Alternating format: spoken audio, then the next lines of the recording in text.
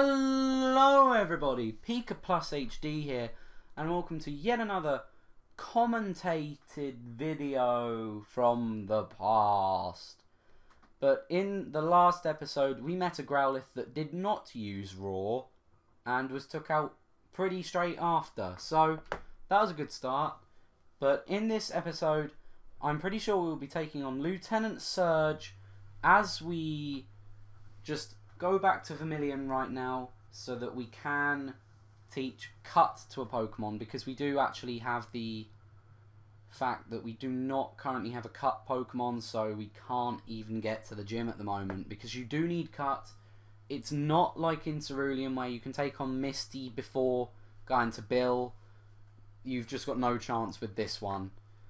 It's just a matter of go to the SSN, go away, thank you very much. You know, it's a bit of a strange concept, but hopefully this episode actually is full size. I'm looking at it on Windows Media Player, by the way, if you want to realise how I'm post commentating, and I'm just watching the video off of Windows Media Player in order to see what's happening while I'm just talking into an Audacity file. And at this moment I thought that the Cut HM was right at the bottom, but it turned out not to be, and Venus had a machine set. I think it had a blank move, so it's not a huge miss just giving it Cut at the minute, because there is a move deleter in this game, I think. Correct me if I'm wrong, but I think there is. So we just chose that Venus would go up front just for practice sake, because I didn't feel very comfortable putting it into the team when it happened to just be a lot of possible fire type Pokemon because of all of the gentlemen. But knowing that they're all electric types, I know I've got safe switches, because a lot of the electric types in the first few games do not have very good stats in terms of defense. But I'm just trying to do this without even actually having a single battle in the little section that we're looking at the minute.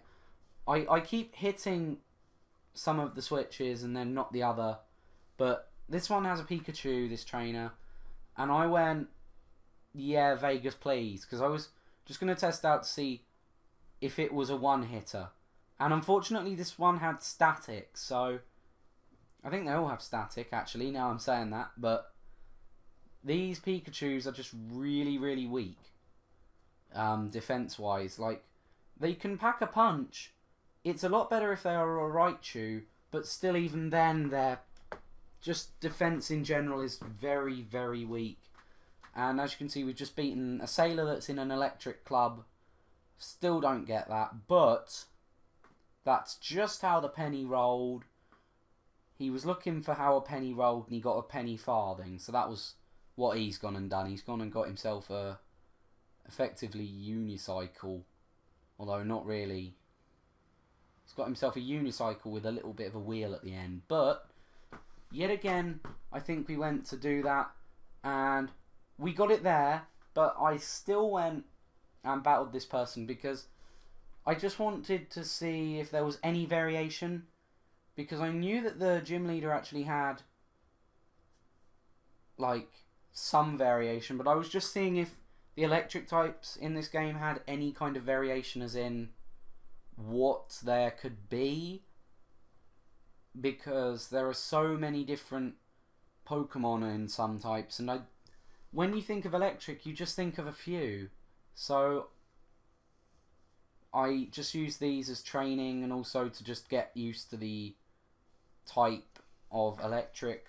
And it's funny because I used to be just like really into the electric types, but of course in this game you don't know, because you know it's going to be a Gen 1 remake, but you know at the same time there are some changes to the game, so you just don't know what's going to be around the corner, because as you can tell there are some Pokemon that have had type changes, and I think Lieutenant Surge actually does have a few of those. I might point them out in the battle. I might not. It's all down to if I can remember to. However, we are gonna heal. And I don't think the recording had fun, but we healed.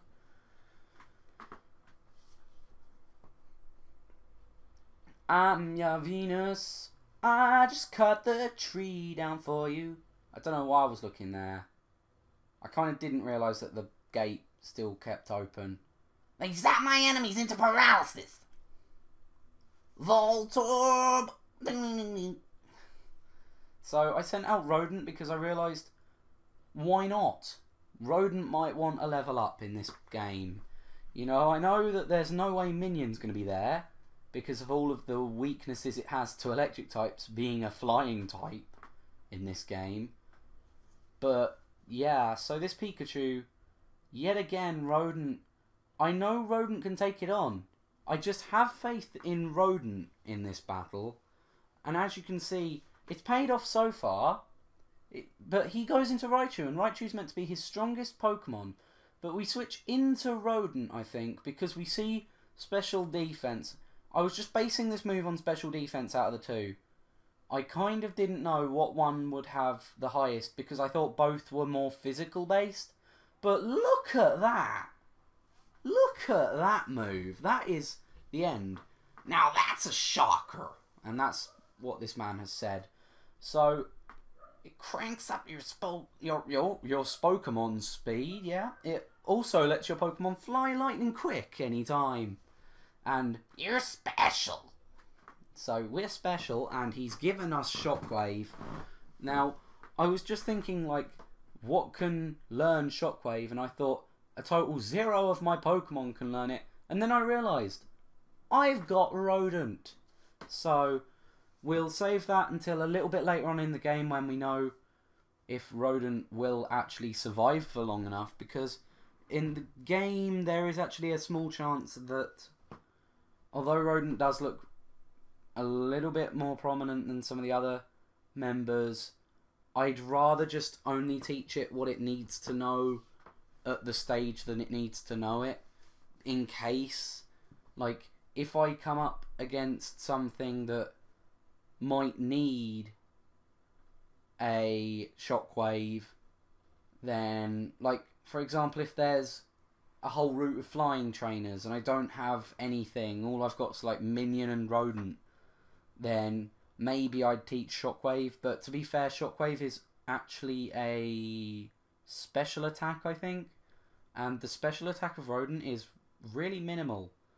I think at that point I was considering if I should go to the Rock Tunnel or if I should go and take on the Gambler's route, which I think I then did decide the Gambler's route would be the best option because I can train some Pokemon up, I can get some levels, and I don't mean the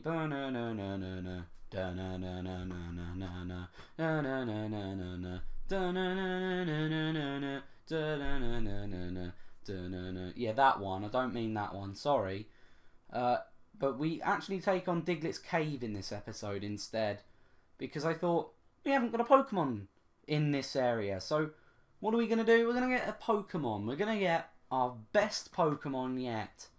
We're going to get the one, the only Pokemon that decides to appear halfway through Diglett's Cave. Do Venus, do Vine Whip, do. But this person has gone underground, so I didn't know, should I risk, should I not? I didn't know. I kind of thought maybe, but Arena Trap has prevented me from switching, and this beast cannot go. But the Pokeball, however, has chosen to catch it while it's underground anyway, so any threat of possibly dying doesn't matter. However, they did have a nice image of Onyx on the same page as on the Pokédex as Diglett, and I was thinking, is there a female name that begins with a D? So I was going, Davina the Diglett. Go. Davina the Diglett. What a name.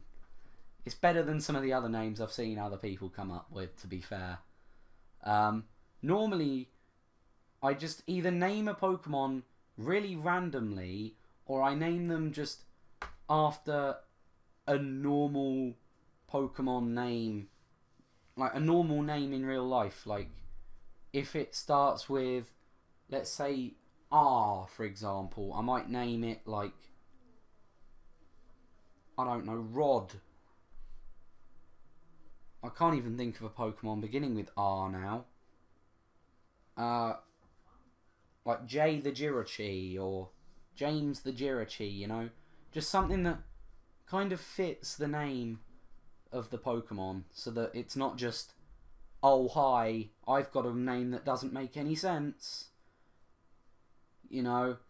Because it's a lot easier to actually get there. That's one of the best trades in the game. If you do have an Abra and you're looking for a trade and you didn't get a Route 2 Pokemon, I do honestly consider maybe you should get that one. Because Mr. Mime, as long as you don't kill it when you're actually trying to just level it up at the first few routes, it does actually learn a lot of good moves. So we got HM05 from an aid, and I don't think you'd want a hidden machine from anyone that's got the aid. And Venus is gonna, I'ma block the path for you. And I was kind of like thinking that there'd be a secret item back there, but for some weird reason I spent so long looking and then decided to go, nope, we've not got anything. But of course, I think we're reaching the end of the video, so if you've liked the video, if you've enjoyed it, then please remember to subscribe, give it a thumbs up. If you've linked your account on Twitter, as I said in the last episode, it does mean that it gets spread to all of your followers, and then that does mean I can grow. I guess in some ways to subscribe is good, and also to thumbs up is good, because that means that, you know, you get to know about the content, and at the same time on Twitter I do generally update my status, or my sorry, not my status, I do generally tweet a couple of times a day about the stuff. But yeah, bye.